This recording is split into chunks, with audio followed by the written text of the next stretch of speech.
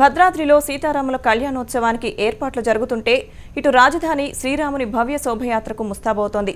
ప్రతి ఏటా పాతబస్తీ నుంచి లక్షలాది మంది భక్తజనంతో ఈ శోభాయాత్ర అత్యంత వైభవంగా నిర్వహిస్తారు. మరోవైపు అదే రోజున శ్రీరామనవమితో పాటు ముస్లింల ప్రార్థనలు జరగనుండడంతో పోలీసులు భారీ భద్రతా ఏర్పాట్లు చేశారు.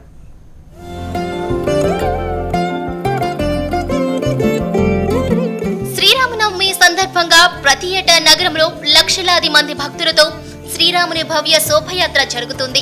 2010 నుంచి పాతబస్తీ నుంచి ఈ శోభయాత్ర ప్రారంభం కావడం ఆనవాయితీగా వస్తోంది. దీంతో పాతబస్తీలో ఆధ్యాత్మిక శోభ సంతరించుకుంది.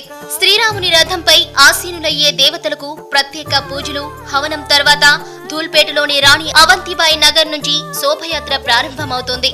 రథంలో శ్రీరాముడు, సీతమ్మ, లక్ష్మణుడు కొలువై ఉండగా హనుమంతుడు నడుపుతున్నట్లుగా ధూల్పేట కళాకారులు రథాన్ని అందంగా తీర్చిదిద్దారు.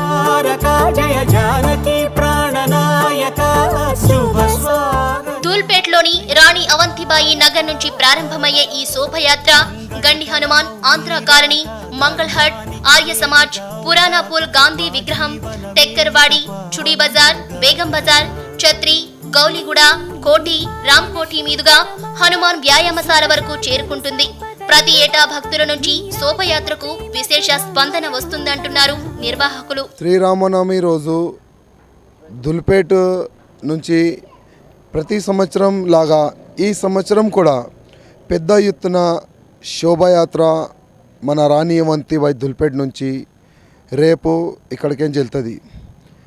ఈ శోభయాత్రలో పోయిన సంవత్సరం దాదాపు ఒక 3-4 లక్షలు యూత్, మహిళలు, పెద్దోళ్ళు అందరూ పాల్గొని శోభయాత్రని సక్సెస్ చేసినారు.